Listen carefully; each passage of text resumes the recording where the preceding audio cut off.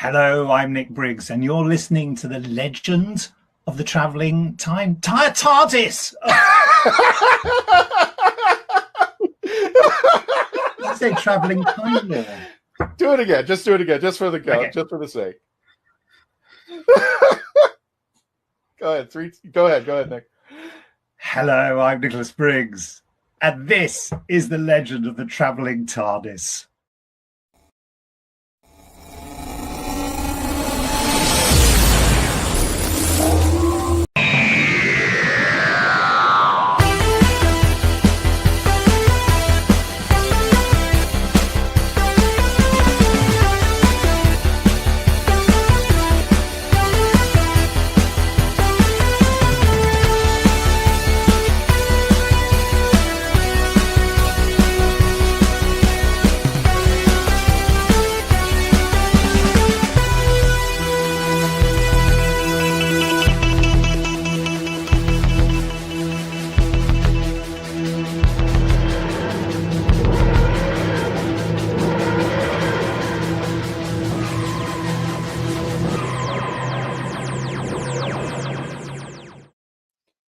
Hello and welcome, fellow Whovians, to the Legend of the Traveling TARDIS.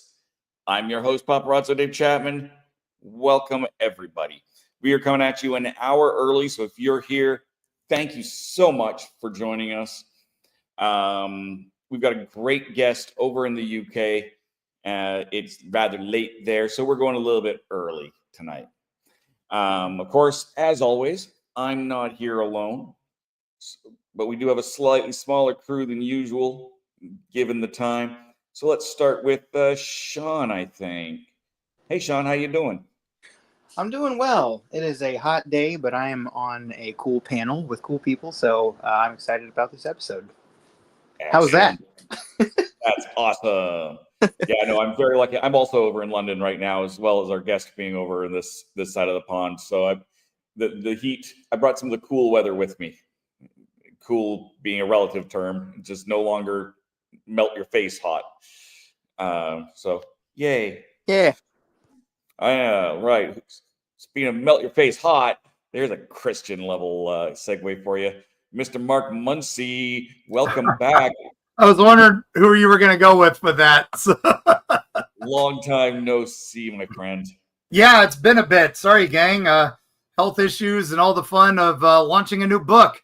So we've been on the pre-tour for that. I've been doing a lot of other shows and things like that. So love you all. I'm back. I'm glad to be here. So, well, after the commercial break, you'll have to give us a quick 30-second on the new book. I'll do a promo whenever I can. You know that. So excellent. All right, and we will have a short Who Knew News today, but let's start that up and bring up, where is the button I need? The Who Knew News with Gadget.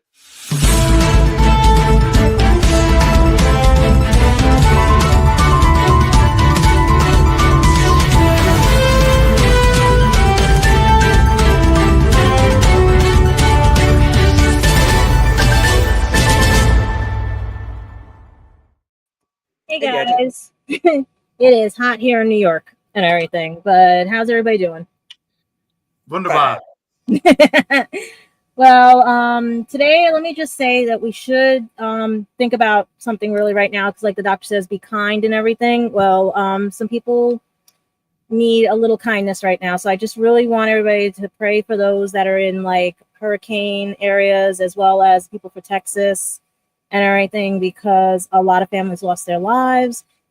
Children were lost. There's hopefully there's some good news that they found somebody, because they are finding some of the survivors. But right now, just pray that everything goes well for the families, that give them strength and everything, as well as those families that are also in Durham, North Carolina, who were flooded out from the storm that happened right now. Because right now we're in a topsy-turvy, wibbly-wobbly world, and it's, you know what I mean? We just need a little kindness right now. And we'll go into something happy right now. Well, sort of happy, if you want to consider 106 years old happy, if he was still alive, and I'm hoping and praying and wish he was. But our own Dr. John Pertwee, third doctor, was born on July 7th, 1919. So he was 106 years old. And wow, like imagine what the stories he could tell. I know, right? There's him telling stories right there. Yep. Oh, the stories I could tell. He's gonna sit there and enjoy a night with us.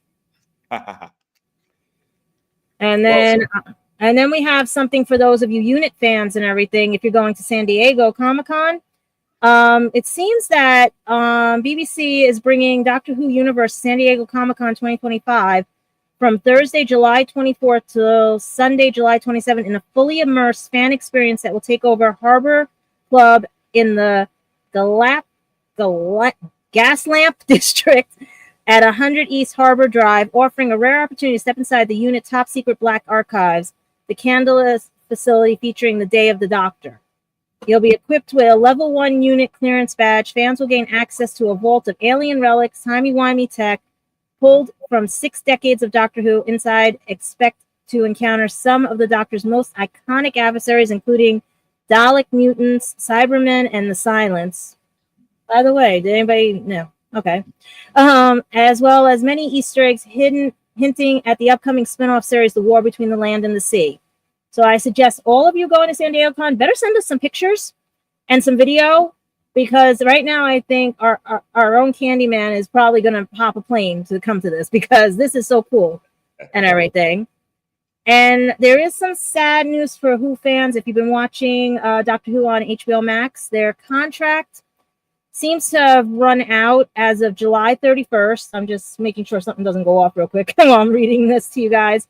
and everything. It seems that the reboot that ran from 2005 to 2022 on HBO Max, including part of this up until the 60th anniversary specials on Disney Plus, basically are being finalized and will cease service as of this July 31st. So until then, you can still watch the seasons 2005 2022, catch up on your like I have to the 12th and 13th Doctor, but otherwise at this point right now it might still be on Tubi, Disney Plus, but otherwise if you have the DVDs, all power to you, because this is the problem with streaming services. Once it's there, it's gone. You know, at least if you have the DVDs, you can watch them whenever you want. It'll be back. Yeah, it'll be. Maybe we'll see them on Prime. Maybe we'll see them on Paramount Plus. Maybe we'll see them on Netflix. Who knows? But as of now, I would say binge watch, because that's it. July 31st, it's done. Canada is already on Prime, so we'll see if it's still. I'll have to keep an eye out at the end of the month, see if it's still on Prime or not. Because with this turnover, we don't know what's going to happen and everything. If it goes on hiatus, it's a good thing. Maybe they got to revamp it for the new generation, but who knows? We had a gap before. We survived and everything. Otherwise, that's all the news we have right now, because the only thing that's coming up is that unit thing about land between the war and the sea, which is what they're heavily promoting right now. Excellent. Well, then let's just keep it short and sweet, and more time for our amazing guest. Yep. Let's make that official.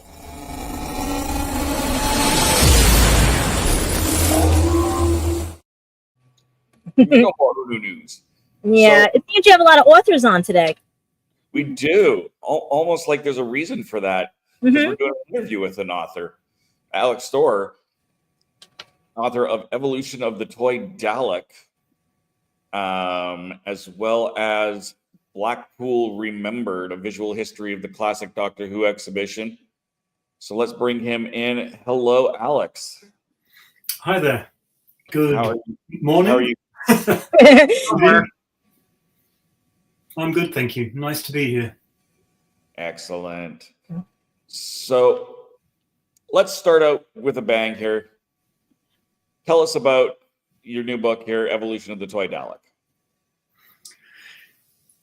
Yeah, well, this is as somebody that has been as obsessed with the Daleks for as long as I've been obsessed with Doctor Who. This was a lifelong sort of obsession for me. Something I'd always wanted to do, but didn't quite know how and why or when. I never intended to be an author. That's quite stupid, really. But here we are. Yeah, this was published by Telos in March this year, and I'm really proud of it. And it's a history of all the major toy and model Daleks from the 1960s right up to present day. It's quite a bit of a geeky analysis and a critique comparison, but there's also history of the toy companies that made them, interviews with some of the people that were behind those companies, and a whole load of other things. So it's really it's been a labor of love, because I've also designed it as well as written it. So I think from that point of view, I've made the book that I wanted to see, because I realized at some point nobody had ever done a book just about toy Daleks, and they're obviously the most popular line of Doctor Who merchandise. Yeah, we've had merchandise specials and magazines and bits that the Daleks have featured in, but I thought it was about time they had their own. Definitely about time, I think. And now this is not a comprehensive every toy ever book, is it? It would probably need to be twice the size for that. I deliberately avoided things like board games, or it's really, I mean, there's a few sort of non-toy things in there, but I really wanted to stick to the figures, the toys, the models, and all the major lines. And pretty much most stuff is in there. Certainly stuff that I've enjoyed collecting over the years, or in many cases didn't get to collect. But I see one of them from the book on your shelf right now. Yeah, that's what I was like. Yeah. I see that. That's almost the whole Eagle Moss collection back there. It looks like. One of the nice things about putting the book together was talking with a lot of other fans, because everybody's collection's unique. Although everyone's got a collection that's full of all sorts of stuff, none are the same. So there's always somebody that's got something that you want. Yeah, I have the Dalek pillow in here somewhere. I don't know where it went, but I had gotten this on my trip to England. It was in one of those surprise boxes. Oh yeah.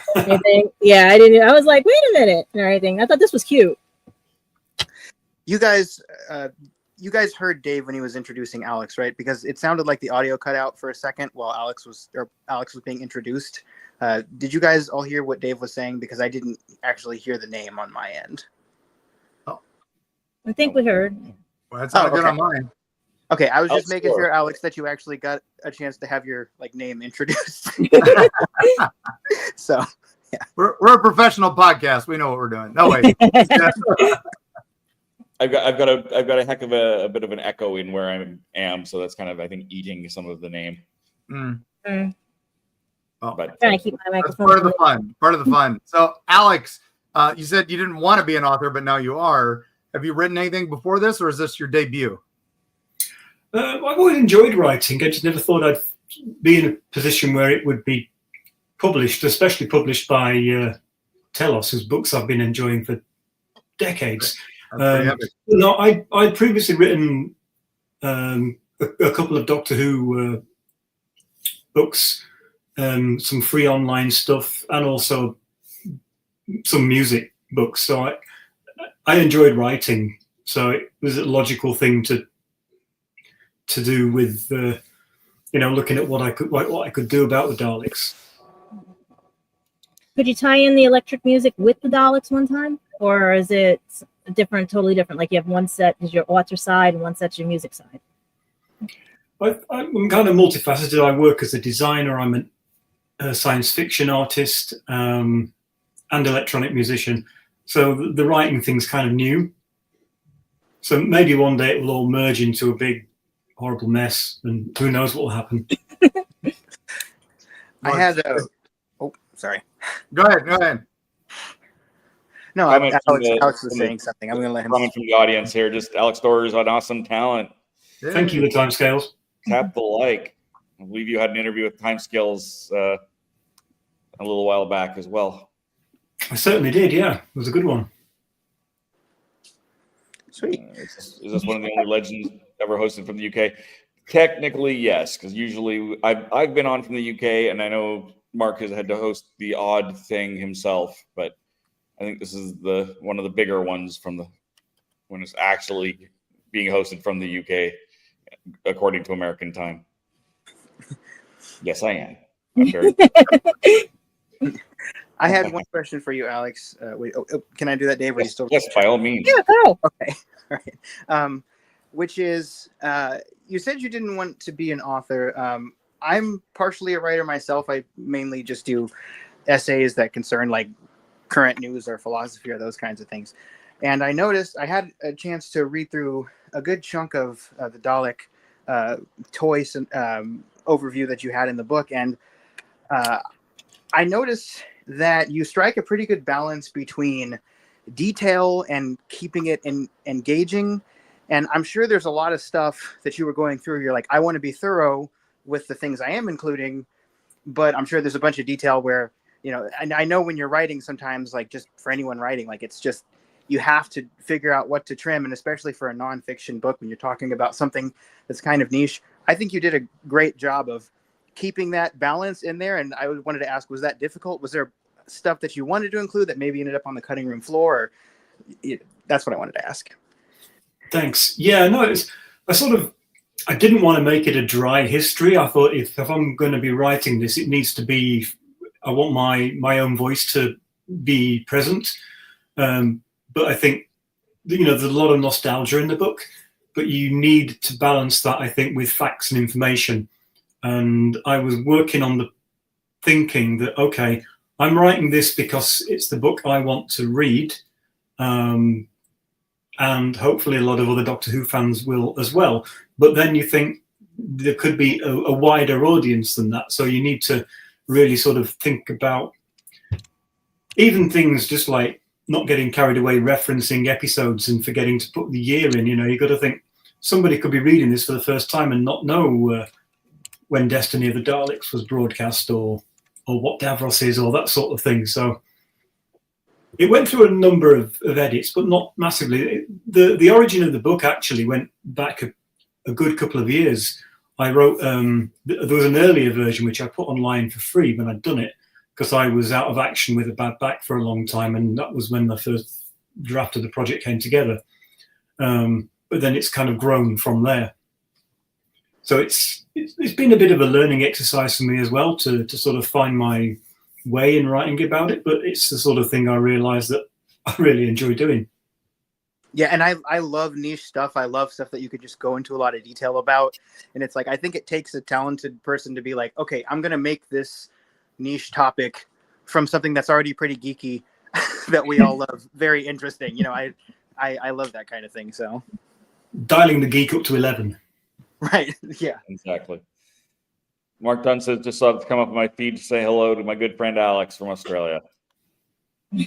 Yeah, Mark played a big part in the book. A lot of the photographs in there were taken by Mark for his from his amazing collection. Good.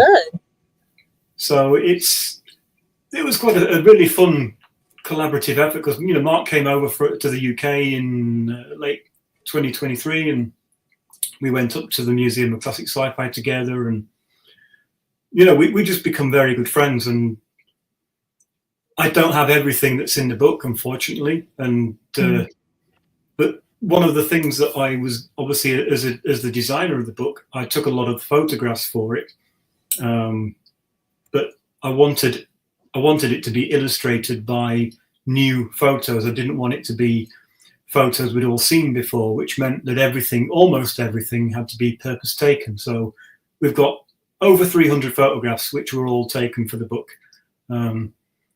So part of the daily routine would be messaging Mark saying, "Mark, have you got?" And he would know that he'd need to get the camera out and photograph something. Mm-hmm.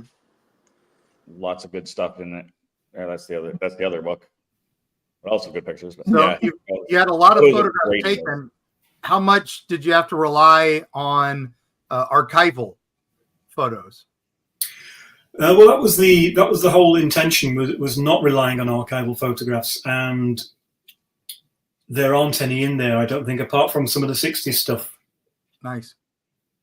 That's always a problem with when you're doing a historical text is, I want to do more what they look like now, not what they looked like then. So it's tricky. I'm wondering, the colored ones are what they probably used in the Looney Tunes movie as like an homage to Doctor Who, because of the movies and everything with Warner Brothers, because I'm looking at some of your pictures and I was like, oh, they look like the Daleks that are in Looney Tunes Back in Action. And that's when I started watching. Yeah, like those. Yeah. But those were used in which episode of Doctor Who? I forgot. Well, they were also from the old original 60s movies. Okay. The Peter Cushing movies. Because that was the first time Doctor Who was in color. So they had to use some of those. But again, they brought them back in New Who. Right. Yeah. All over the place. Yeah, I think they took a lot of the big chunky 60s movie Daleks. I think they took a bit of inspiration from them for the Paradigm Daleks, which everybody seems to hate. But they made good toys. I think as you've got a whole book about them, and they make such good toys. Absolutely. They're the perfect toy. They're the toy manufacturer's dream, surely. Wasn't one of them motorized, where you can use the motorized controllers, or the toy ones, or they didn't make that one? I think pretty much since the show came back, there's been more and more Motorized Daleks and all that sort of thing. There was never any back in the day, back in the classic era. So they would just like this little thing had nothing on the bottom, and they just would like play like that and everything. Versus today that they had push and go mechanisms, so you'd push it and it'd trundle off and come to a crawl. Or some of them had like a directional ball bearing in the front, so it would sort of move around a little bit. That sounds cool. Yeah, one of my favorite things that you talked about in there too is how spoiled we are nowadays with merch, and how difficult it was to find authentic merch. But, man. That's not just a Doctor Who thing. That's a lot of franchises back then. No, especially over here in the States, as Doctor Who was just coming on, Tom Baker era through PBS. That was the first time we were getting it. There was no merchandise as a kid. Man, it was you were when the comic cons would be around or the early Star Trek cons. That was what we had. There was no Doctor Who anywhere. If you were lucky, you might get one of the Target novelizations or something like that as they were coming to the U.S. But toys, man, they didn't start showing up till the 80s, mid 80s, late 80s. And even then it was sporadic. When I traveled to the UK, I was so thrilled. I was 89. I was in high school and it was like, oh my God, there's so much Doctor Who. I want to bring it all home. And I did bring a bunch of it. Much before then, I grew up in the early 80s. The only thing I wanted was a Toy Dalek and Doctor Who figures, and back then they did not exist. I had the Star Wars stuff, I had Masters of the Universe, I had Thundercats, all the other stuff, but all I wanted was Doctor Who stuff. And it took until the late 1980s when Dapol got the license to finally produce the first full figure range. But it was like all my birthdays had come at once when they came out. Yep. I remember that. Yeah, I wanted a canine and everything. I was trying when I went to the Doctor Who experience. I was like, I get to see canine. I got to pet it, everything. I said, I want to take it home and stuff because we didn't have anything. It was just watching it on PBS. The rise and fall of the toys, even over here now. Yeah, we're kind of at this ebb of the tide. Toys are. You go to a Comic-Con, you're not going to see a lot of Doctor Who again. It's like, it's back to the wilderness years again. We only got, what did we get this year? Only the Barbie dolls that we got. That was really it. I think that was it over here. So yeah, but it's you can watch that rise and fall. It was interesting when the Tennant and Matt Smith years. There was toys everywhere again, and then nope, they all started disappearing again. And but how is your book? Build the TARDIS from the plans found in the technical handbook from the 1980s. Yeah, I think we've all done that. Yeah, I think that was late 70s. Yeah. I was looking at that. And your book takes us right up to, we're talking about stuff that's contemporary, but your book takes us up closer to the modern era, right? If I remember correctly. It goes as far as last year. Okay, cool. Yeah, so I was trying to, when I was reading it, seeing that one. So it's pretty much as up to date as you can get because there hasn't been that much Dalek stuff in the past year, really. So it's. I was always worried that as soon as the book came out, it was going to feel out of date because there would have been other things. But luckily, I think the last history set that came out, certainly from the classic era, was Resurrection of the Daleks. So that was a nice full circle thing for me because that was a story that started the whole obsession off. So that was a nice sort of bookend. And that was the last story that was waiting to be done in the history set. So I think very nice. It's going to be up to date for a while. I think until a new Dalek design comes out, if ever they bring them back, if ever the show comes back. So I don't think I've ever heard someone say, luckily there's no new merch. Has there been a decline in the merch? Like has it gone down, would you say, like in the more contemporary years, like maybe 5 to 10 years? Has there been a decline in the production of the stuff? I would say so, yeah. I think certainly in the past 10 years, when you think, certainly back in the Capaldi era, you'd walk into Forbidden Planet or other shops and there would still be loads of stuff on the shelves, whereas it's really sort of gradually just lessened. I think also because when it comes to Classic Who, character options, which have obviously been the main supplier of the toys and figures, they've really done everything. So I think they've run out of classic stuff to do. And then it's really sort of making specific selections about what is going to sell from New Who. Well, I was looking at the impressive Davros ones and everything. I was hoping we get a Capaldi in a Dalek the way it was from the episode. But that's pretty cool. I'm looking at all of them. I only thought there were, 4 or 5 in existence? Or is it just the 2? The Davros ones. Oh, yeah, they've done quite a few, yeah. I've not got them all, so I've lost track. Yeah, because I was hoping like if you get Capaldi in it, like it'd be interchangeable. We could take out Davros and put Capaldi in, or put like Clara in it. Because that would have been cool. I think they've done a figurine version of that with the Capaldi in. I think like the Eagle Moss maybe did one. It would seem awfully intrusive to be able to extract Davros from his chair. That's not on. Yeah, They did it in the show. I shouted and sweared at the television when they did that in the show. It was like, no, you don't go there. You don't do that. Well, me and Gadget are here in the States, and I didn't get a chance to go into this in the book. But is there, would you say, a big difference or disparity, or just some variation in the way that toys are produced, or I should say the rise and fall? Because during the Capaldi era, I think the show was more popular here in the States than it was before, but that was not the case in the UK. Do the toys sort of mirror that as well? No, not at all. The quality has always been absolutely fantastic, and it keeps getting better. Well, right, yeah. I mean, I know the qualities. I was more referring to the popularity.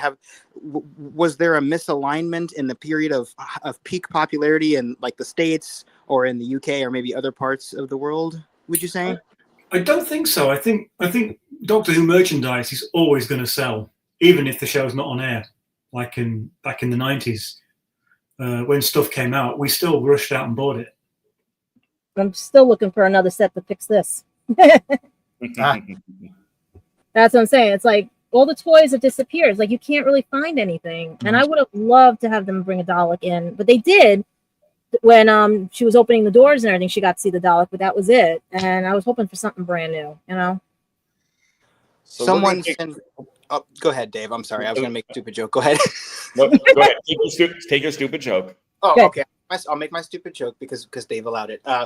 Someone scare me by sending a Dalek prop up my stairs sometime and just go elevate and do it when I'm tired. That'll be a good wake up. There you go. No, I was just going to say we're going to take a quick commercial break here. Mm-hmm. So you viewers at home, if you've got any questions for Alex, please put those in the comments, and we will see you on the other side. Come back, become part of the legend.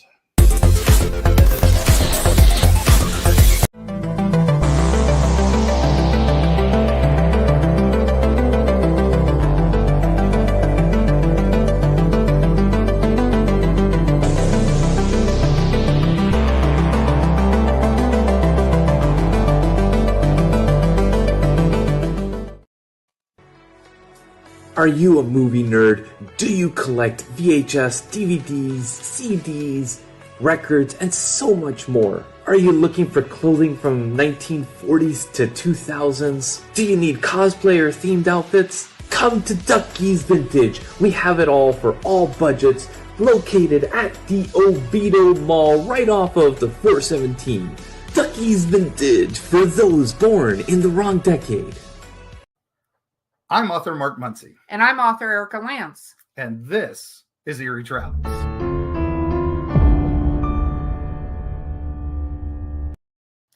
Greetings, travelers. Join us as we travel through folklore, myths, monsters, legends, and dark history. Now, we'll be your guide to the spooky side of reality as we discuss cryptids, paranormal, and all things preternatural. Sometimes we find the truth is way scarier than fiction. We're on twice a week on your favorite podcast platforms, including iTunes, Spotify, Amazon, and YouTube. We have amazing guests from all of the areas of the strange and unusual, including witnesses, investigators, and more. Yeah, with Erica's curiosity and ridiculous array of pop culture and true crime knowledge. And Mark's decades of experience diving into folklore and the legends with the truth that's behind them. Yeah, so join us, travelers, as we take you to the edge of reality, and we'll see you on the other side.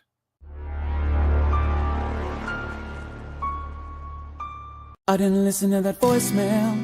I'll tear open that letter you sent. Don't you tell your friends I want you back. I gotta leave you now and unread, because you've already said those words that switch my heart to dead from loving you. So you'll stay ghosted and I'll stay focused on sewing clothes. The spell stays unspoken, a dark silhouette of a marked man and broken. Right down, I didn't listen to that voicemail or TikTok that story you sent. Don't you reel me in to get me back. That's right. You can pick up that wonderful Kitchen Killers barbecue sauce. You make sure you use the code TARDIS for a 10% discount. And Mark, I had actually meant to reverse the Kitchen Killers in your commercial so that you could have a chance to. I'm just happy it's on there, guys. Thanks so much. Tune in to Eerie Travels, eerietravels.com, or wherever your fine podcasts are found if you want to hear folklore, monsters, and legends. So. And what's the new book? The new book is Dark Side of the Smoky Mountains. It's Eerie Travels Presents, and it's coming out August 23rd. Pre-orders available now. We do have copies available at we have some early copies we got from the publisher for when we do events and stuff. So it's been we've sold it at a few events. We're actually gonna be at Nashville Horror Con this weekend where we'll have copies, and we were gonna be at Smoky Mountain Bigfoot Festival where it's technically premiering at the end of the month. So in Gatlinburg. There we go. Thank you for that. Thanks for the plug, guys. Hey, having read the book, it's great. Yeah, you got a preview copy. That's right. So yeah. Thank you for that. All right, my pleasure. So now, Alex, speaking of marketing, how much marketing are you having to do yourself, or is Telos picking up the lion's share? That's the nice thing about having a publisher. They do a lot of the lion's share of it. So yeah, absolutely. That was one of the appealing things about going with Telos is they got a well-established Doctor Who audience. So, but I think everybody, like any Doctor Who fan, usually likes Daleks. Some people might not, but I think you can tap into the Whoniverse in any number of ways, and hopefully find a readership there. Nice. And it's a beautiful book. I got to flip through. I was at the Who shop in London, and I actually got to pick up a copy to flip through, and it's a nice big size book. You're not trying to squint at all these beautiful photos. So it's really well done. Thanks. No, it was an absolute joy to design. It was also a bit of a headache at times when you're writing and designing the book at the same time, but it was a lot of work, but I'm really pleased with the end result, and I think it looks like how I wanted it to look. As I say, I imagined, there's a gap on my bookshelf. I need a book about Daleks. What is it going to look like? It needs to have a Dalek-y feel. It needs to have a Doctor Who feel, but not over the top with stuff. I think like one of the issues we had was obviously because of rights, we couldn't use a full image of a Dalek on the front cover. So we had a little bit of creative thinking about, well, what can we do? Let's show just the plungers. So just the various arms and the claws of all the different toys. And that's great. Yeah, because I wanted the book as well to feel a little bit like a collection. Everyone's collection is bustling and busy, and some fans have got rooms packed full of stuff, so it's quite busy and chaotic. And then you've got the Dalek text there, which is based on the box art of the 1970s Palitoy talking Dalek, because that's one of the most sort of iconic and memorable bits of graphic design when it comes to Dalek packaging. I thought that was a nice homage to that, to have that on the cover. It gave me sort of the Absam Dalek Killer comic book vibe from it too. I think that was a very similar font. So that's what my brain was like, oh, that's cool. And for those 6 of us who actually read that. I looked at the pictures. Yeah. Oh, everybody, we all bought that when it finally came out to the States, just because more Daleks. Yes. And a badass guy with a sword attacking them. Yeah, we're in. So well, Alex, your book won't be available yet in North America for a little bit. I was trying to order it and couldn't get it through I cannot pronounce their name. I never could. The book author, Telos, right? Yeah. Who North America stock it online? Yeah, they said to wait for coming up details, and I was like, man. But thank you for letting me take a sneak peek. Last time I checked, they got about 11, 12 copies listed on the website. Nice. Mm-hmm.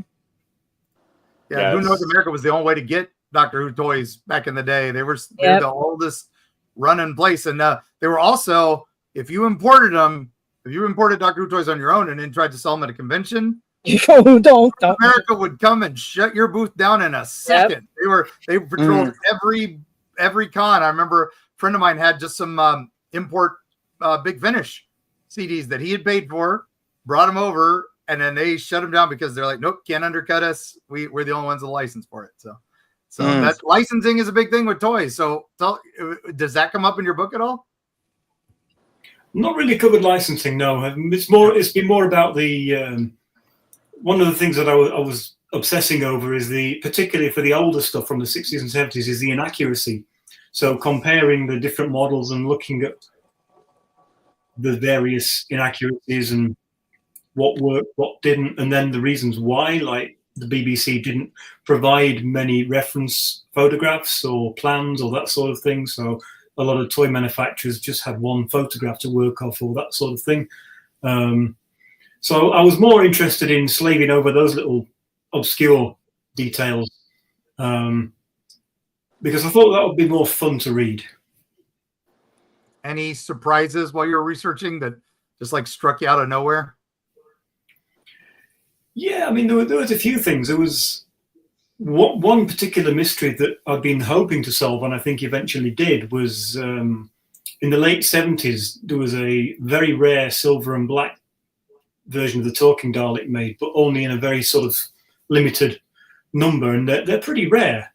So trying to get to the bottom of why they were so rare was, I didn't think I was going to get there. I think literally maybe the week or so before we were due to go to print, somebody got in touch, and a guy called Aaron in Australia, who runs Aaron's Collectibles, he had the answer.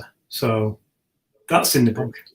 And so you got to get the book to find that out. Good call. Of course. So you know how there's a lot of missing Doctor Who episodes. I'm not sure if they're missing toys, but I wanted to ask Alex, what would be the holy grail, like the holiest of holy grail of Doctor Who toys, but one that, well, I guess, would you say, is there one that you do have and maybe one that you don't? Is that kind of thing exist in that world? I think I came to the conclusion while I was working on the book that as a toy Dalek collector, I'm never entirely satisfied. You're always striving for something more. But I think the Resurrection Dalek that Character Options put out late last year, that ticked all the boxes for me. That was exactly the toy that I imagined holding back in 1984. So that's really, I'm satisfied, I think, with that.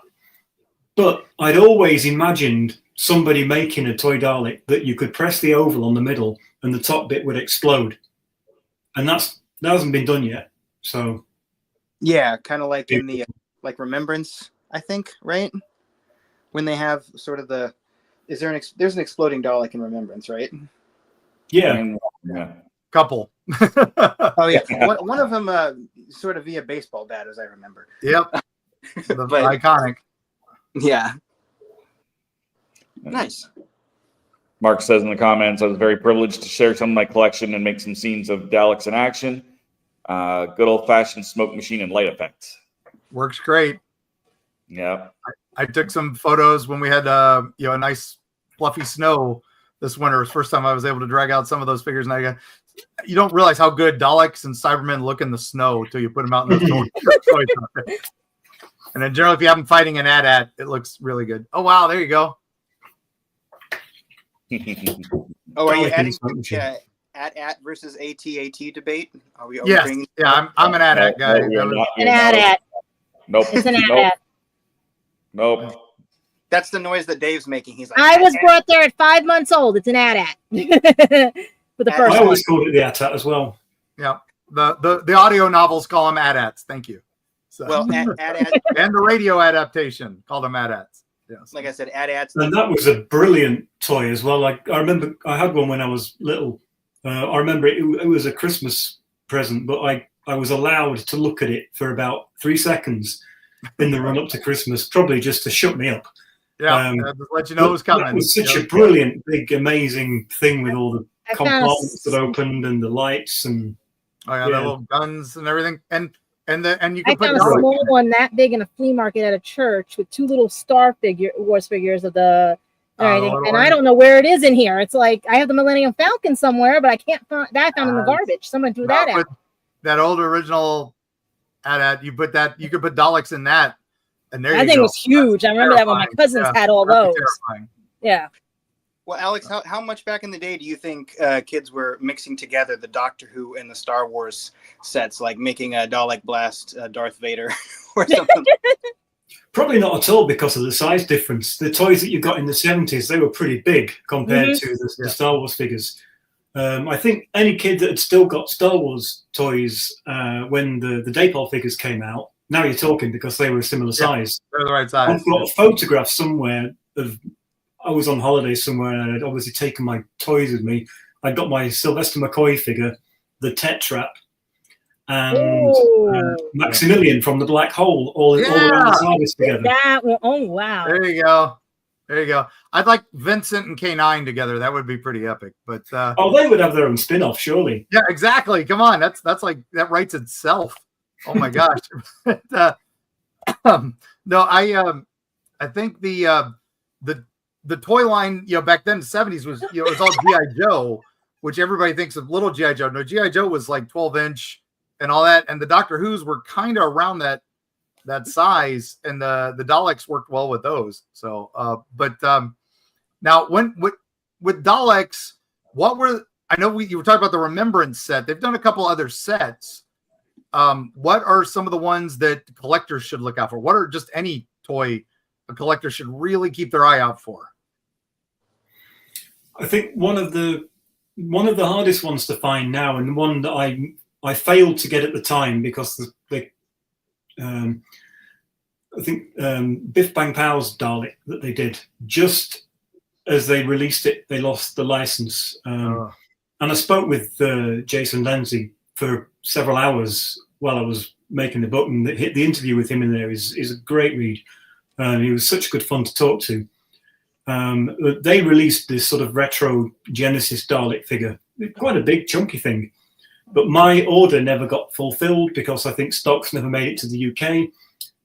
So I've been eternally looking on eBay for those, but you can only sort of see plenty of them in the States, but you're looking at £100 or so plus shipping, which kind of goes beyond my budget. And I think you think, is it actually worth? Maybe not, but that's a pretty rare one, certainly in the UK, because if I see it at a convention, you want it? Send it over. Just send me a picture of the right one you want, and I'll check at the conventions here. Yeah, there's bound to be some, but I don't know how many they made, but I think they lost the license shortly after. So as I say, they're not as widely available as some of the others. I think one of my favourite Daleks is the 1960s Cherry Lee Swap-Its, the little colourful ones that you could swap all the parts. I've got a couple, but I always wanted more of those. There's something really cute and appealing about them.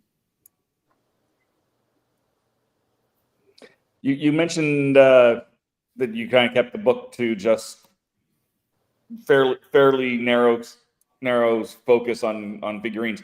Is there anything that you kind of wish? Oh, I wish I could make an exception and put that in the book too, because it's just such a cool toy, but it didn't quite fit the criteria that you really wanted. Nope. No, you got everything in there. There's a few deviations. We looked at the board game, the Dalek board game from the 1970s. We looked at the Dalek Bubble Bath, and I think the most off remit feature that I went was the Dalek Attack video game from the early 90s, which I liked a lot. So that was going in there. I thought, well, you play it. That's a kind of a toy. That's a toy. Yeah, that Risk, that Daleks Conquer the World Risk is probably still my favorite Risk version. That one I had a hard time finding. Yeah, that one was hard to find. It's great because you're just moving little Daleks around the board, but taking over the world as they should.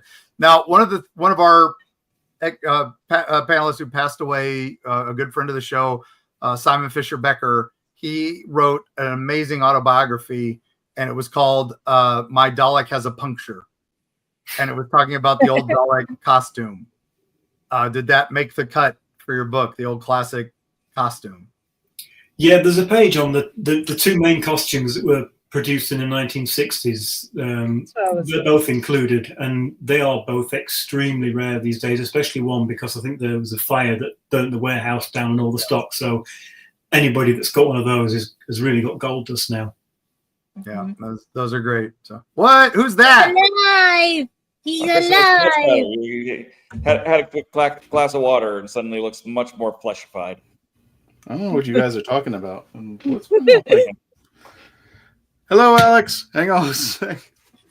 Hi there. Hello. Meet our regular showrunner, Just Christian. catching up. He has to work in a day job, so that's why he couldn't be here. Oh, yeah.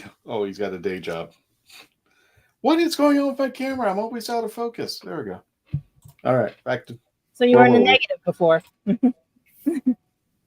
Did you click on a mysterious Wi-Fi network by chance? Yes, I did. I'm always. It's Peaches and Cream, Traveling TARDIS, and something else. So, and one that says "Do not use this under any circumstances." So, I always use that one first. So there is a question in the comments here. But about your timescale says, tell us a little bit about your art and music. I was going to ask about that too. Yeah, that was the next topic. Mm-hmm. Yeah, well, that's kind of another strand to my work is I was always a big fan of science fiction art growing up, and eventually got into doing my own stuff maybe back in 2010, and sort of I've been working with publishers and authors doing book cover illustration just for science fiction stuff. And as a lover of electronic music, my sort of art and music eventually collided. I've been releasing music, instrumental stuff, under the name The Light Dreams since 2011. There's a lot of Doctor Who influence in there as well. A lot of the incidental music, the theme tune, you name it. All of that stuff's gone in there. So there's a lot of crossover with what I do. Sometimes I've done a piece of artwork that's inspired some music, or vice versa. Or a lot of my music has got a science fiction influence or a concept behind it. And every now and then I'll try and sneak in a Doctor Who title as a song title as well, just because. As is proper. Exactly. And I think as a musician, there's always a hope that someone at the Beeb is going to look at that and be like, hey, I'm going to use that. You know what I mean? Like, absolutely, yeah. Hasn't happened yet. Fingers crossed, right? I mean, they've used they've taken inspiration from fan title sequences before for their for I think the Capaldi one. So that would be cool. Yeah, that's right, yeah. Yeah. All right. Now, Sean, did you have a question about one of his other books? Yeah. You were talking about the Blackpool Expo and the other. I'm sorry. What was the title of the book that went over that? Blackpool Remembered. Okay. Yeah. So first I wanted to say I was very pleased to see a reference to Jean-Michel Jarre in there in the very beginning. I'm a big like kind of progressive rock and electronic fan. So like, Mike Oldfield fan. I like some of his. I'm not sure if I pronounced his name correctly, but I've heard some of his albums before. And I guess going off of that, you're talking about these Doctor Who expos from back in the day, and how great they were for fans. Is there anything that when you were writing that just like something that just really you pulled from that was evocative, just maybe like a detail or something that you're like, this really puts me back then, because I think you said you got to go to one or two, right, before they stopped doing it? Yeah, well, on your first point, yeah, Jean-Michel Jarre is one of my favorite musicians, so there's a lot of his influence in what I do. And I always find it somehow connects back to Doctor Who as well, which is why he's mentioned in there. Because in Blackpool in the 1980s, there used to be a lot of little arcade machines that played his music, played Oxygen. Oxygen Part 5, I think it was, on repeat. So that was always in the sea air. But yeah, no, the Blackpool Remembered was came about during the first lockdown, and it's the project of my friend John Collier. He'd been as obsessed as I was with the Blackpool exhibition, the original Blackpool exhibition, which ran from 1974 to 1985. We got together, and to cut a very long story short, we put out a free ebook it was over 400 pages long and had hundreds and hundreds of memories by fans who visited the exhibition over the years. And this year, with it being 40 years since the original Blackpool exhibition closed, I thought it would be a great idea to make a print version, heavily abridged, but a new, concise history of the exhibition. It really draws on a lot of nostalgia, because anybody who visited that exhibition back then still has a real sort of place in their heart for it. You know, I think, well, not every show, very few shows had their own permanent exhibition, especially back in the 70s and the 80s.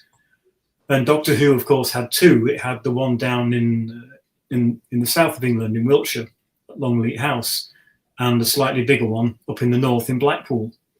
And I went there in 1985 as a awestruck 7-year-old. You know, my world evolved around the show. So to suddenly be there face to face with a real Dalek and meeting the Cyberman and the Mallets, and it was like just stepping into the show. It was absolutely amazing. Highlight of my childhood, really. Such an experience. And that always stayed with me. So I think it was around 2010 sort of time I started thinking about it again, and found a great Facebook group where people posted photographs. And this has been a very long sort of gestating project. And the book takes you through year by year, and every year's got a floor plan of what was on show that year. And we were very, very lucky to have a friend of ours, Richard Lever, who visited almost every year and took photographs without flash. Because obviously when you're in a dark space and you take a photograph with flash, it gets rid of all the ambient light. So a lot of people's photographs, including my own from the day, don't look great, whereas Richard's look amazing. They look like they were taken yesterday. They're so vibrant and colourful, just like the exhibition was. Because, you know, a lot of those props and costumes were pretty crap when you saw them for real. You know, they were pretty tatty. But under the right lighting, they looked so much better than they did on TV. And it was just such a great exhibition. So this has really been a labour of love for myself and John. And John visited the old site of the exhibition again back in May, just after the book came out. He took a copy of it up there, and it's now a shoe shop, sadly. But certain features of it still exist, such as the entry and exit staircases, and you can still see traces of some of the old signage. So its ghost is still lingering in the building. Mm-hmm. Nice. And I apologize for saying expo instead of exhibition. Expo, I guess, is more of a tech word, wouldn't it be? Exhibition, which is like showing off stuff from the show from that period, which I think is great. I mean, it was started in the early 70s, right? And like some of those episodes, like you mentioned, the Sea Devils and the Green Death, some of that stuff in there, that's like, we kind of tend to binge through things nowadays, but it was like really big at the time. And they were putting a lot of that stuff in there, some that hadn't even come out yet, right? Is that what you said? Yeah, because what they did was every year they refreshed the contents of the exhibition to reflect the most recent season. So a lot of the time there would be things that appeared there that in some cases hadn't even been seen yet on TV, or literally had been on the week before. And there was a lot of stuff which, and it's pretty sad to think that a lot of the stuff just used to get thrown away. Certainly certain... That's the scary part. Yeah. There was a lot of exhibits that were never seen again, like the transparent incubating Dalek from Revelation of the Daleks was there in 85, which was the only time that was ever shown at any exhibition. And I think it must have been trashed afterwards.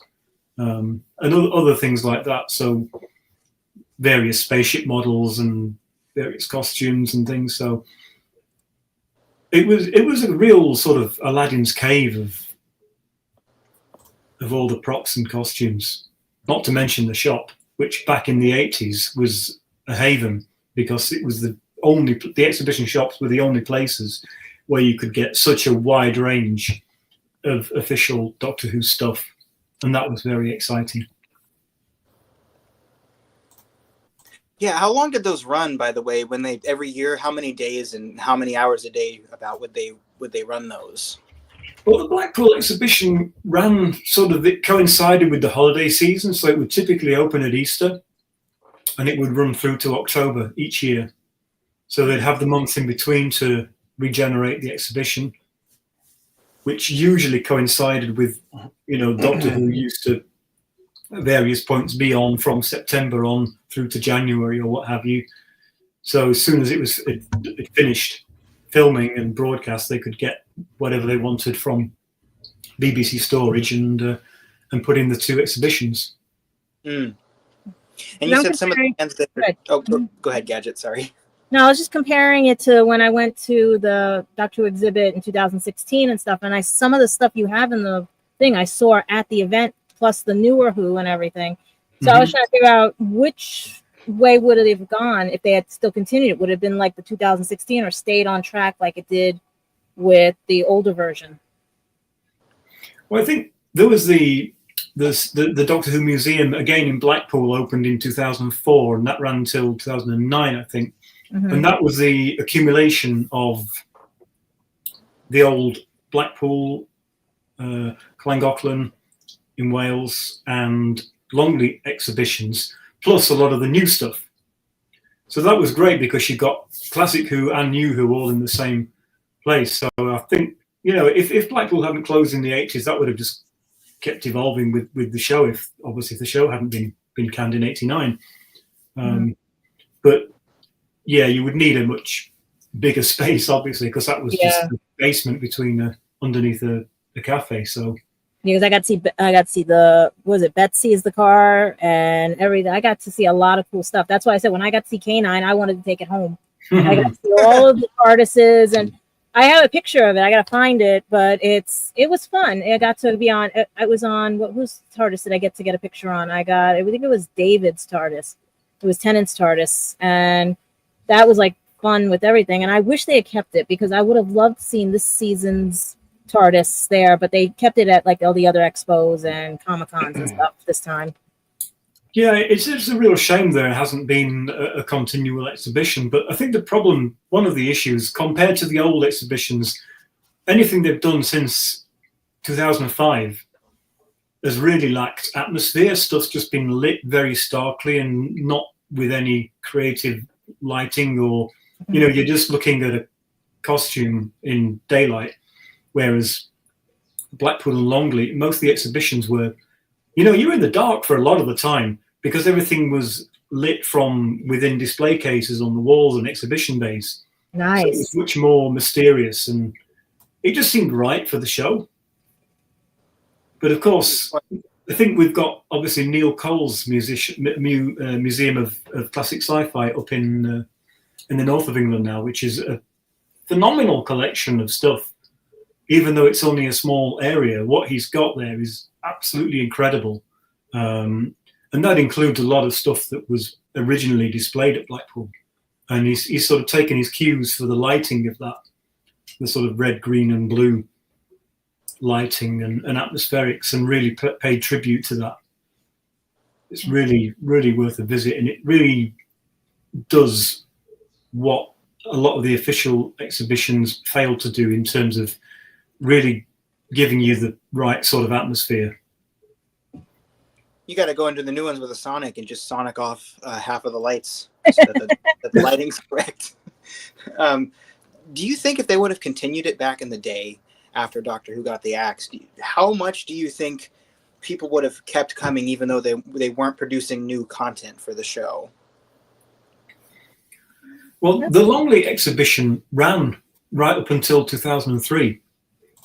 And the one in Wales ran from 94 to 2003. So you got two exhibitions there still running through the wilderness years.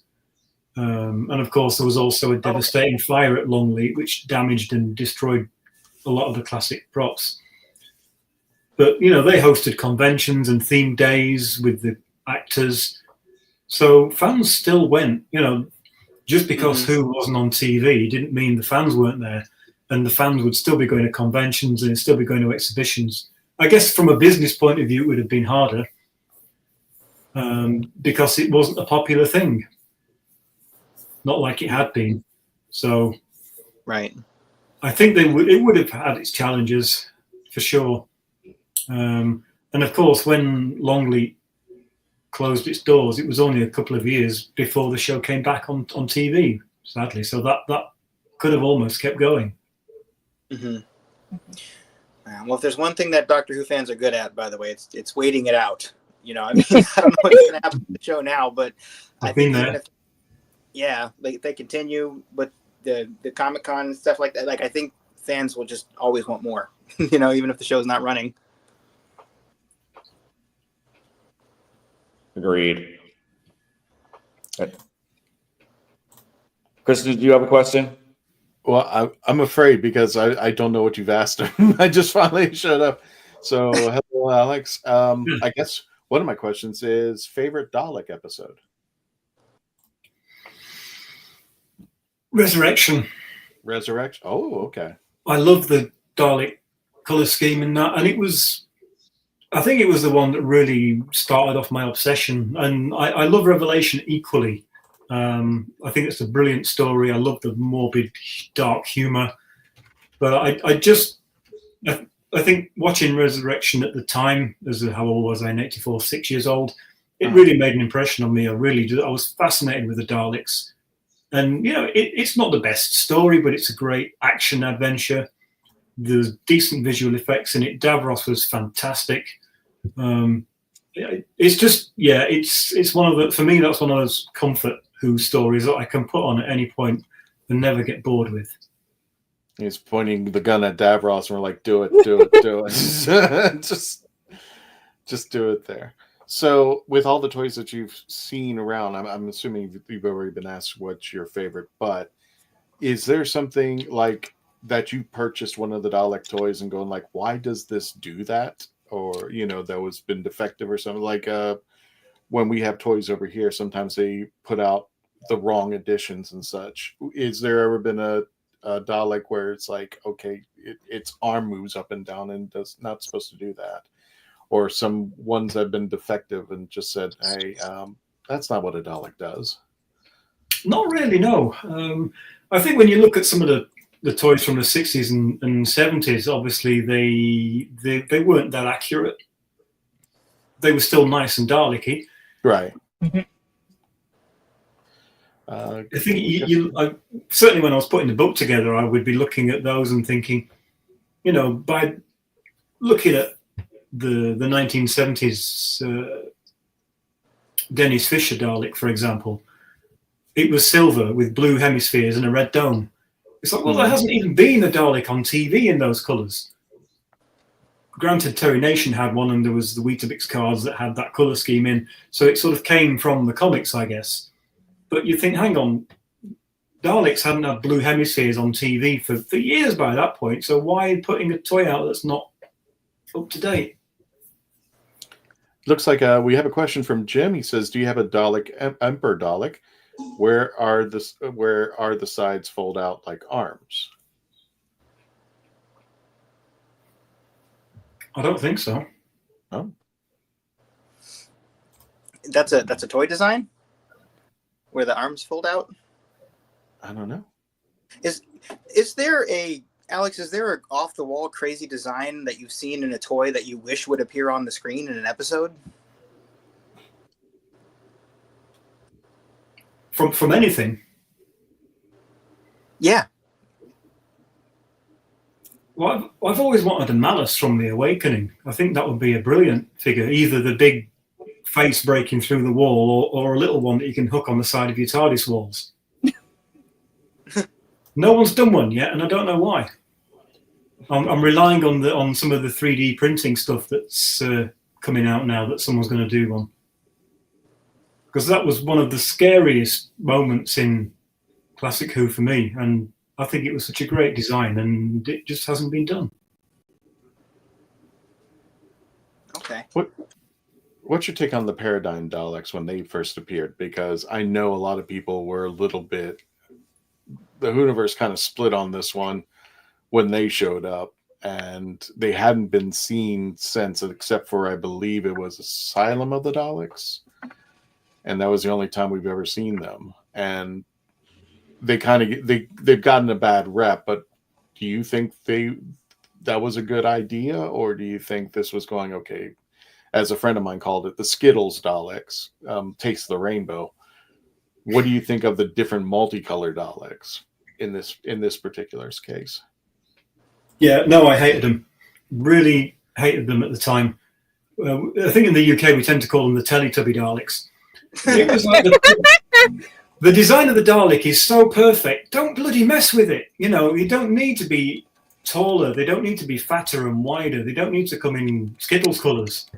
It was just a prime example of why not to mess with a good design. Although I did see the real props at an event in Sheffield, and seeing them up close for real, the actual props from the series, they were very impressive. And I sort of warmed to them a little bit after that, but I think it was just a mistake. It's not, you know, you can do a lot with the Dalek color scheme and the details on the Daleks, the guns, without messing up the overall shape, because it's the shape that makes it a Dalek. And once you start to deviate from that, you know, look at it. It's got a hunchback. It's all unproportional. Yeah, don't start me off on them. Looks like you could kind of write it, doesn't it? Like it's like a horse Dalek. Hello, Frodrick. It's got what hump?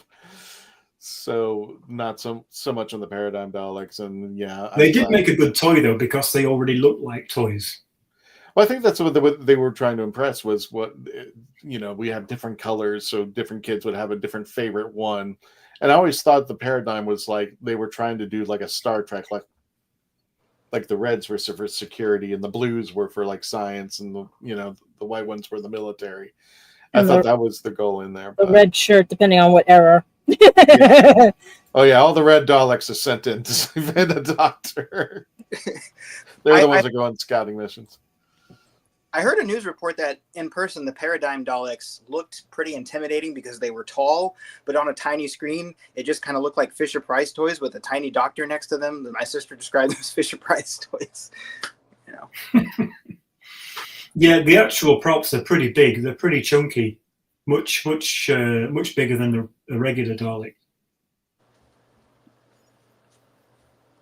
Yeah, like it kind of looked like the other Daleks, just kind of like shrank, you know, rather than them becoming bigger, you know. I don't know if this question's been asked. If there was something that the Dalek could do that it doesn't do right now, what would you have the Dalek do besides, you know, it took a while for it to fly. That took the Sylvester McCoy era to get finally, and I thought that was kind of cute because it kind of did give that little cliffhanger of, oh, this Dalek can't fly, and then all of a sudden it goes up the stairs. Was there getting them to hover was a really good move? Yes, because that also put an end to the old jokes about them not being able to get up the stairs. But I think making them fly, as they have done in later years, was just stupid, because a flying Dalek looks ridiculous. And there's something, I don't know, it's not as menacing as something that trundles after you at ground level. Looks like a gnat. Yeah. They should have just kept them hovering or levitating a little bit, because that was, especially when you see in Dalek in 2005, when it just says elevate and then it just lifts up. Mm-hmm. It's really quite unsettling. I think that the design of the Dalek and everything that it can do as a science fiction villain is just brilliant. And that's why the appeal has always lasted through the decades, and everyone knows what a Dalek is. It doesn't need to do any more than what it does. When you say something that looks ridiculous flying through the air and looks really silly, but can also kill you, in a way could be even more intimidating, because you're like, no one's going to be afraid of this and it's going to be too late. I was waiting for the Doctor to invent a big fly swatter when they started flying. I think it was the same criticism that the Weeping Angels get. I mean, they were good when they could only zap you back in time. Then they, each time Moffat grabbed them, he kept upgrading them, and then Chibnall upgraded them that they could send you in time a billion times over. And I'm wondering, I do like the idea that there might be just a little bit of a limitation to the baddies. And when the Daleks began to fly, I thought that was, in essence, it's like, okay, what can't they do nowadays? To in the same essence as the Weeping Angels, is just like now they snap necks, and then they, they have all these other talents that I'm thinking it's like when is the limit for a Dalek? When is it too much? When they start cooking and cleaning because they have the tools. Yeah, When it serves you a cup of tea. Yeah. I'll get that Dalek. I mean, you got the whisk and you got the plunger. I mean, come on. Have you guys seen Eddie Izzard, the comedian Eddie Izzard? She did a whole routine about the Daleks, and it's like, this is Steve the Dalek. He's got 2 plungers. Like, that one's for all your plumbing problems, obviously. Yeah. Yeah, no, I think with anything, one of my rules in doing any kind of creative work is always to have some restrictions of some sort, because when you've got some kind of confines, you've got to be more creative and clever within that. And I think the same applies to, if you're designing a character like the Daleks, give it limitations, almost like they did in the 60s when they were relying on the static of the floor. Mm-hmm. And, that was, they couldn't go beyond the city in that first story. Then, of course, they developed technology that allowed them to do that. But I think just allowing them to be able to fly and do this, that, and the other was just didn't really work as well. Well, it's the same thing with the sonic screwdriver. I mean, remember the good old days when it just did... When it worked like a screwdriver. Exactly. Now it makes up holograph shields. And so it's like, okay, and now it looks like my ceiling fan remote at this point. And I was just like, okay, I mean, it's a screwdriver, And I did understand why Moffat came in and said, okay, he would probably tinker with it more, but for crying out loud, I'm just like, okay, it's still a screwdriver. It doesn't need to be Harry Potter's wand after 5 uses. So the guy that his Sonic as a Harry Potter's wand. Well, that's different. Have you ever been to Universal Studios, Alex, in Orlando, Florida, or where Universal Studios? In over here at Diagon Alley, they have a thing where you can purchase a specific wand, go around the attraction area, and there are certain locations where you flick the wand and it will actually activate something in that location. And I wanted to take Capaldi's screwdriver, put the tip of a Harry Potter wand in there, move it around, so I sonicked everything as opposed to wand everything. That's what I wanted to do. No, just get the Dalek making kit. Take the insides out and put it together like that. Yeah, but you got to take something off of the Harry Potter wand to put it on there. But I was just like, yeah, wouldn't it be cool if I sonicked the umbrella that made it rain? Well, there's 2 dials missing on that epic universe. Okay. Even I don't know. Called it a magic wand in the Robot of Sherwood, so it's been acknowledged on screen. It's canon. It is a magic wand. Well, you gave us the best episode, Alex. What is an episode that you weren't pleased about? Which Dalek episode were you not pleased about? Or I know you're a fan of Dalek, so I guess if you're like me, any Dalek episode would work, but was there one that just like... Not necessarily. I haven't really enjoyed any Dalek episode since Stolen Earth.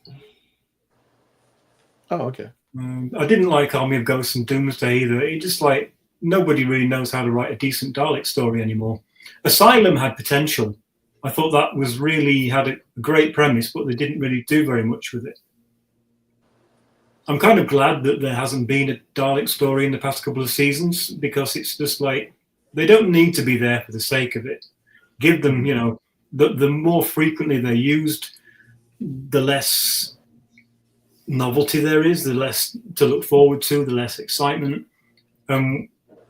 If they're in a story that's just rubbish, when you've just got a Dalek trundling around what looks like a school corridor, firing its egg whisk, it's just whichever story that was, the one where they brought Barrowman back. But yeah, there hasn't been a decent Dalek story for ages, so I haven't missed them on TV in that respect. No, that was one of the. Go ahead, Christian. No, you're fine. That was my misgiving with Chibnall, because he kept bringing back for what we call the New Year's or the holiday season, and it's just like, okay, this is getting overdone. Yeah, you can oversaturate the Daleks. You do need to put them in timeout for a while, and I would assume that would be like for any monster, but the Daleks were just, special Dalek episode. And I said, well, what about the 300 other villains and monsters that, we could put out there in place of them, or the monsters that have been sitting in Classic who are doing nothing, just collecting dust? Why can't we bring those out? But yeah, it's about anything in the story. If you oversaturate it, then people are like you said, it loses its novelty, and that's a shame for the Daleks, because they are. If you can give them a time off and bring them back and put them into a new story, or even Davros. What did you think of the Davros story, where they that idea that the Daleks had a graveyard and it was Dalek goo? It was Which one was that? The Witch's Familiar, the Sorcerer's Apprentice. Oh, I didn't even watch that. Oh, really? Yeah, I think I'd tuned out completely by that point. Oh, really? Oh. There was actually a backstory for Davros. I'm not going to give you too much, but they actually went into kind of the backstory of Davros just a little bit. Was that the one where he was like a boy at the start? Yes. Yeah, I think maybe I did see that, but I've obviously forgotten about it. Didn't make that much of an impression on me. Again, there's some things that you just don't need to explore further. And I think Davros being one of them. It worked really well on the Big Finish audios. Mm-hmm. It didn't need to be reworked and turned into a TV episode. For me, I don't think. So you like the Big Finish story Davros then? Yeah, I haven't heard it for a long time, but I remember thinking, yeah, this was great, because Big Finish have just got a knack of doing everything just right, right kind of atmosphere, good casting, and decent writing. I always thought Spare Parts was a really good story, which of course they sort of semi did for an episode of Torchwood. So if you had, let's just say you had power beyond, and you could get, let's just say RTD is still making Doctor Who, what would you tell RTD if it came to the Daleks? What would you tell him to make sure that he did or did not do? I'm not sure what I would tell him is broadcastable right now, but yeah, I think like much of the show, it would benefit from going back to its roots. The mystery is gone. There needs to be more sort of an element of suspense, mystery, and sort of terror. And you look at something like Genesis of the Daleks, and that was such an epic story and told so well. And the way that they lit the Daleks in the low lighting with the shadows in the corridors, they looked fantastic in that story. Mm-hmm. Mm-hmm. I think also the Bronze Dalek has become pretty boring now, whereas they used to change the library quite often. Almost every story had more variations in, whereas now they're just all bronze. Sometimes you get a red one or there's a black one. But I think the new design they did was a perfect reimagining of that classic design, because it kept everything intact. But with all the machine lines and the bolts and everything, it really made it look more modern and robust. But I think that design, or a variation of, perhaps back in the classic colours for a more of a nod to the black and silver or black and grey variety would look really great again on screen, because I think there's still a degree of nostalgia that people look for in stuff, especially like Doctor Who. And it could get a nice balance between a nod to the past, but also keeping it very current. Would you play a Dalek on the screen if they let you do that? Would you climb into a suit and exterminate people? I'm not sure my back's up to it, to be honest. Wait, what about the Dalek builders? Can they build him one to fit in? I could barely fit in one of those things. Then we got to make a Dalek brush chair for one for him. Yeah, we have the Dalek build chair here. If we want to stand, I'm sorry. No, go ahead. Good. If we want to stand on screen, we'll just bring in the Paradigm Daleks, and we can just segue our way through, across the screen as we, exterminate people. Just lean forward to exterminate. Taste the rainbow. Yeah, we have Dalek Builders of Florida here, and we'll be making announcements as soon as we get to the end of the show about our appearances out there. But Dalek Hal, Dalek Ren, and quite a few of them out there. There's actually one that was designed, from what Marvin's told me, was based upon the color scheme of Hal from 2001: Space Odyssey. Wow. And unfortunately, I don't have a picture of him. I should have brought those pictures in, and I did not. Did you see Destination Skaro, and what did you think of RTD's take on Davros and not having his life support system? It's just absolute rubbish. Let's just pretend it didn't happen. Okay. Works for me. You're talking to a diehard Dalek fan. We have a question from Raj. I think we talked about it, but just in case there was anything else you wanted to bring up, Alex, how about the Dalek Asylum? Yeah, I thought that was a brilliant idea. As I think I said earlier, that was a really good idea that I wish they'd done more with, made it perhaps into a two-parter or something and really explored it more. Because that idea of having all the different versions of Daleks that had all the different types from over the years that had gone mad or malfunctioned or whatever. I think that was a great idea and a brilliant looking episode as well. I just wanted more of it. Would you want to see Absalom Doc make its way to the TV show? I think he would probably have his own spin-off, wouldn't he? He could. And with the ponytail? That's debatable. Yes. Yes, have the ponytail. I suppose it's better than a mullet. And just in case, for people who may not be familiar, there was a character in, I think, the comic books called Absalom Doc, who is actually a Dalek killer. And he is kind of in the spin. He kind of is in his own world in his spin-off series, but I've always wondered what would happen if he actually made his way to the small screen. What would it look like? But would he survive it? Would he survive it? Yeah, I think he would. That's just my opinion on that. Any character on screen that's closely associated with the Daleks just needs to be played by Nick Briggs. It's only fair. He can quote them back. Oh, he's got the corner market on monsters. So yeah. Maybe Nick should be the next showrunner.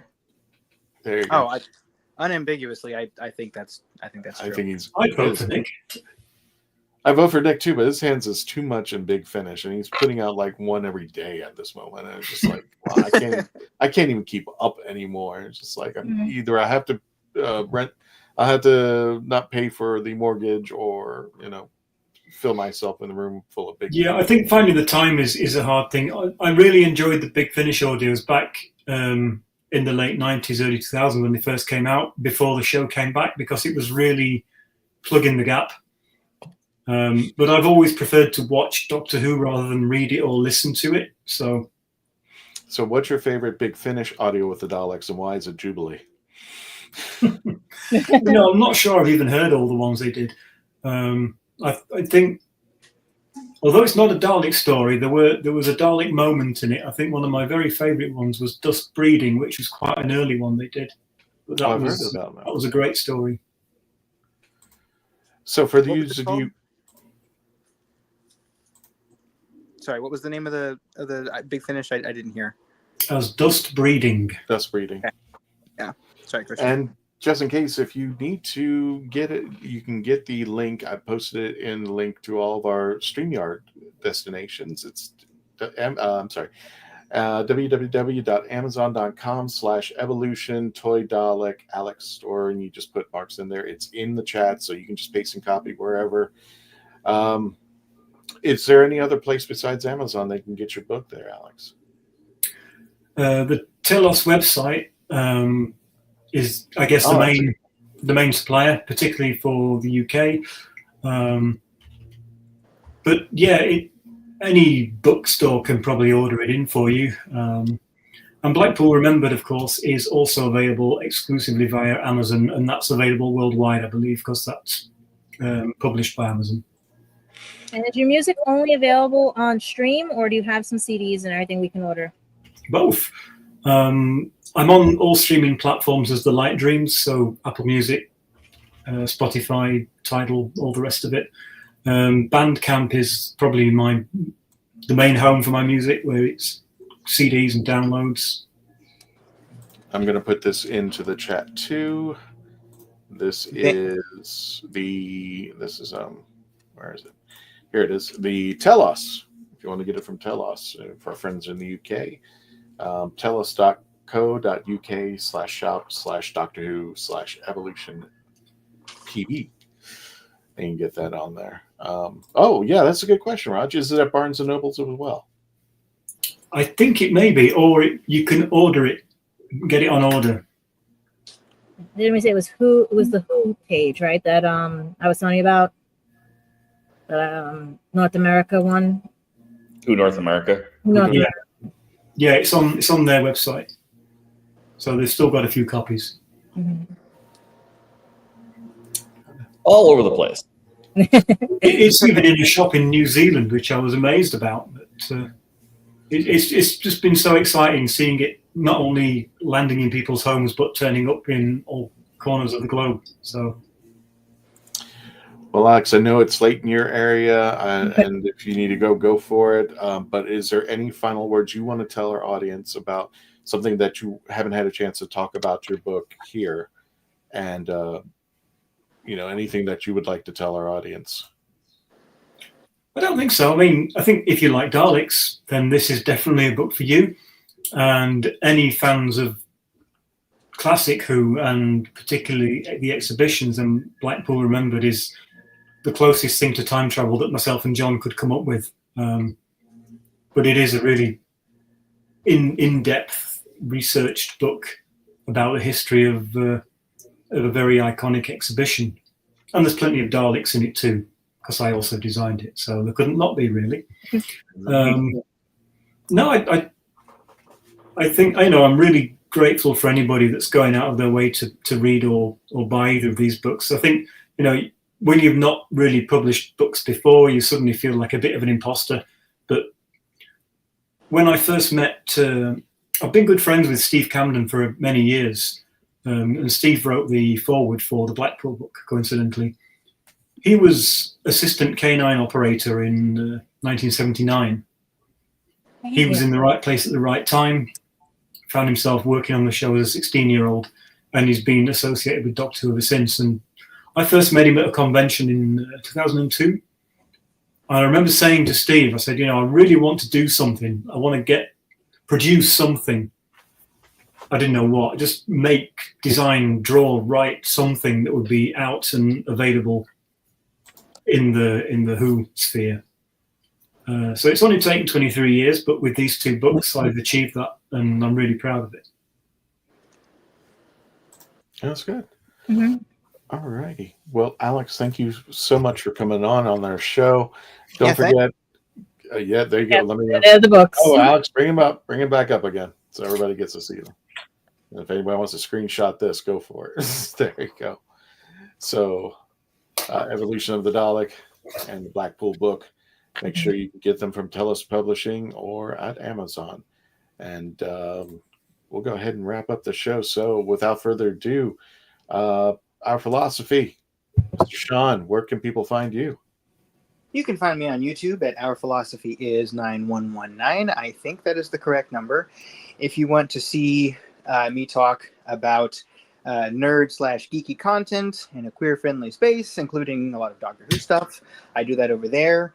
I've recently taken on the journey of reviewing all of the Troughton episodes. So if you're interested in that or following some new stuff as it comes out here and there, go over there and see if you like what I got there.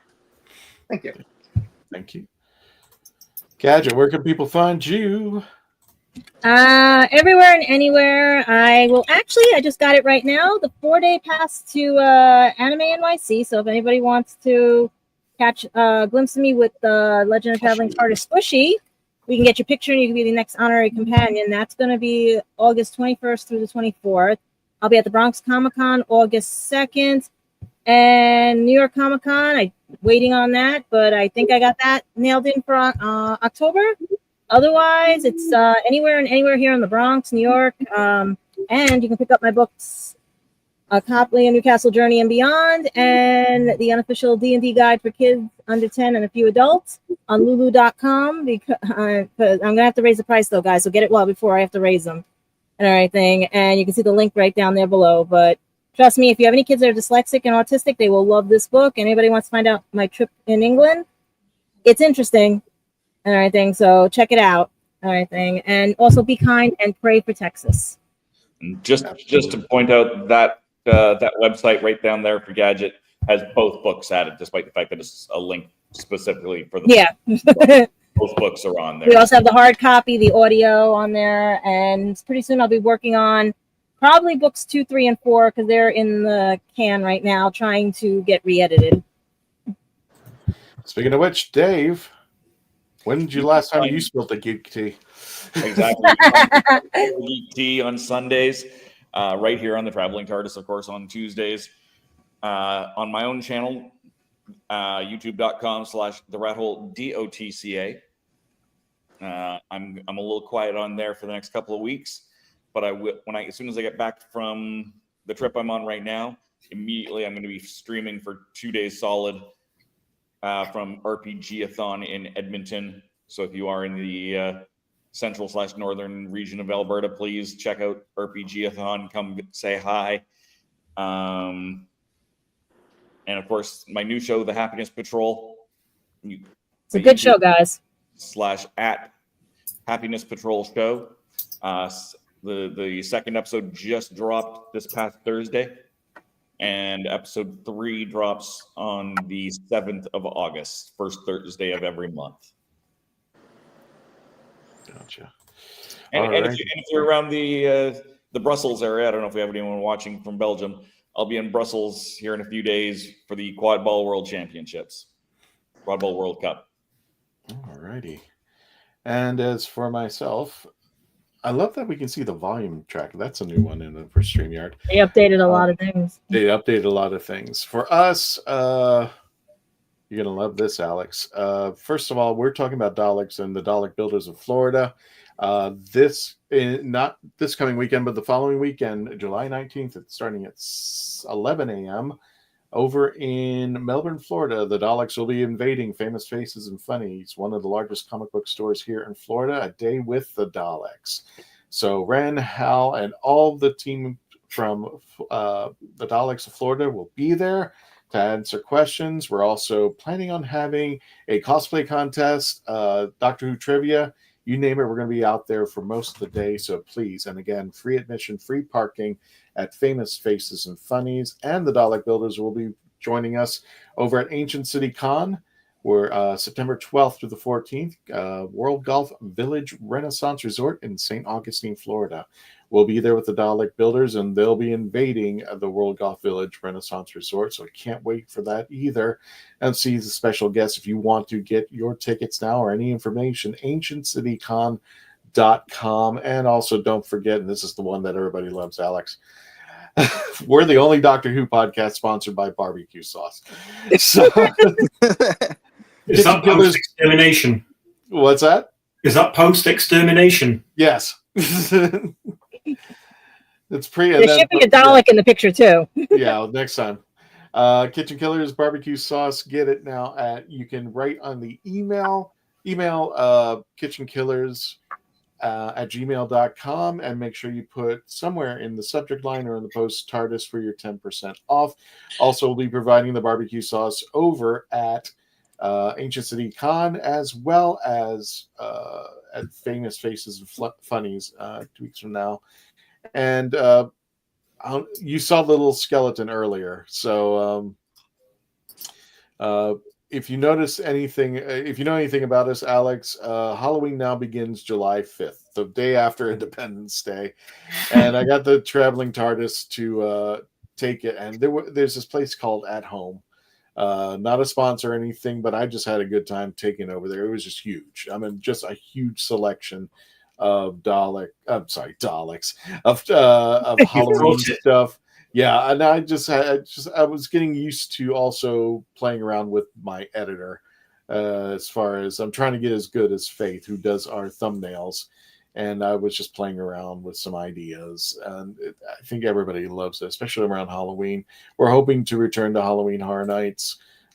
Having some difficulty, but hopefully this year we'll also be going to Halloween Horror Nights with the traveling TARDIS. Also, we almost made it. Yeah. So Wait. 66,000. Yeah. Are we I'll there check. yet? Let me check. I already checked. We're not You there. did? We're No. not there yet? How far are we? Because We're still at 69.9. Okay, What? so almost to 67,000. We're very close, and hopefully by August we will be at 75, according to one of our tracking apps, and hopefully by 100,000 by the holidays. Now we did have 100,000. They get to see me down in Florida. There you go. And one other thing, I didn't get this in time for the Who Knew News. I apologize, but we are doing polls for including on our YouTube channel. So if you ever want to give your idea, give your take on things, and the question this week: how excited are you to see the war between the land and the sea? Oh God! And yeah. Oh no! And that's Alex, the sad part, because that's what the tie-in was with Unit and everything. The thing that I put with the news. That's why I was waiting for this, because it's to promote the land of the. Yeah. Oh God. I'm feeling bad for Mark right now. Mark, our Candyman, says, Alex, are you excited to see the war between the land and the sea? Is that something you're excited in? No. Okay. Moving along. Well, apparently more than the majority of our online pollsters said no. They're not. I think it's excited. the way it was presented, because it doesn't look like a Doctor Who thing. It looks more like a sci-fi, like throwback. It looks like it's its own thing, and it's not. It feels. It doesn't feel like it's not Torchwood own thing. It's like it's not even Doctor Who. Well, hopefully they'll pull an Andor. Hopefully they'll pull an Andor, and it'll be like the best thing they've ever made. That would be scary. What's that series for the Star Wars with the kids in it and everybody? Skeleton Crew. Skeleton Crew. I mean, it was the underdog of the whole Star Wars series, and everybody says they love it. It's just they didn't advertise it. They didn't. They assumed Disney didn't even think it was going to do that good. I was just like, dude, you're the Disney Channel, and everybody loved it. So the degree to which Disney advertises this, if they don't advertise it, it'll be great. Is that how it works? Yeah, that's exactly how it works. The more they advertise it, the worse it'll be. I'll watch it, but I'm not sort of excited about it. What's that, Alex? I said I'll definitely watch it, but I'm not sort of like counting the days down. That's what I feel too. I just don't feel any excitement for the war between land and sea. I don't hear much about it. Just that one trailer, and that was it. Yeah, that was it. It was just like, okay, here's an afterthought, and I don't know. I don't know if Disney's pushing for it. I think, we don't have a release date for it yet, so yeah. I just maybe done. I guess the mouse is waiting to see how that does before they make their say, or else they're just like, you know what, this is going to be the end run for Doctor Who. We still haven't gotten an official word, so I will laugh for several hours if they're like, we're picking it up for 3 more months. because of the lens. Yeah, And like it better Or they be picked that that up and he they kicked Doctor Who out. It's like, wait a minute. Or if they pick up Doctor Who, he woke up from a fever dream and that was all a dream. And season 3 is they're finding what happened to Ruby's lineage. Oh.